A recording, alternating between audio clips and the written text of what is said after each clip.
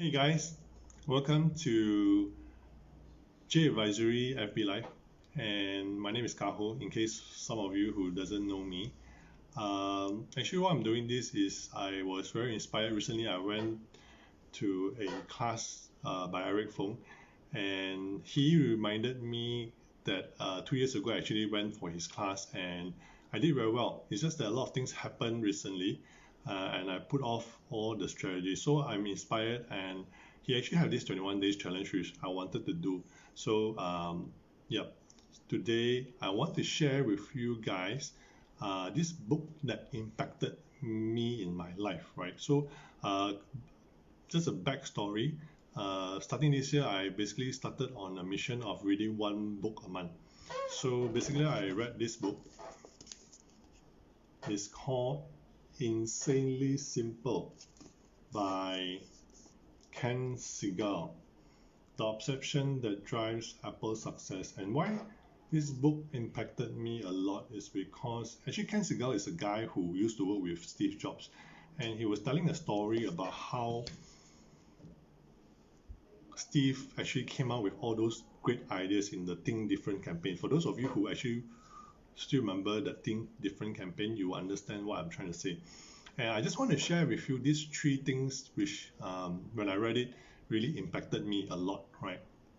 So the first thing he was sharing was this thing called the simple stick. So he always described Steve as somebody who uses simple stick, especially whenever in a meeting or a project that is going sideways, going nowhere. So he always use this simple stick and hit the team or the team member. So that's very more of an imaginative hit lah. But basically what he's trying to say is that this simple stick um, is a check, it's like a reality check to make sure the direction that the project or whatever product that Apple is creating continue to be insanely simple. Hence the book. If you're an Apple fan or if you use Apple products before, you know how simple it is to use, right? So that impacted me because I'm actually quite a complicated person. So when I read this book, it just blew my mind away that sometimes when we think too complicated or we create product which are too complicated, it stops people from using your product, right? So ever since this year, after I really read this book, J Advisory and Methodology has been really been guided by this principle, right? So the second thing I want to share is think brutal. So Ken actually described uh, Steve Jobs as somebody who is brutal, but not physically.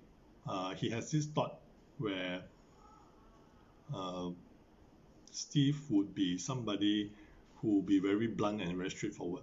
The thinking behind it is he feels that it's better to get things done and communicated in 15 minutes in rather than a conventional 1 hour meeting, right? So because I guess that's how Apple or Steve been able to get so much things done in so little time because he just doesn't waste time. So this thinking brutal is about um, telling you right in the face if it doesn't work, it sucks. He will tell you it sucks, right?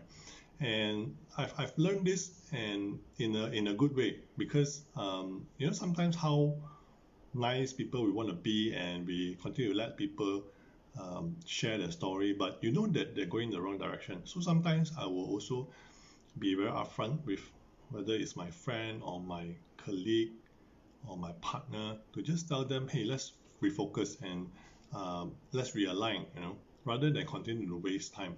And of course, the third thing here, it talks about thinking small.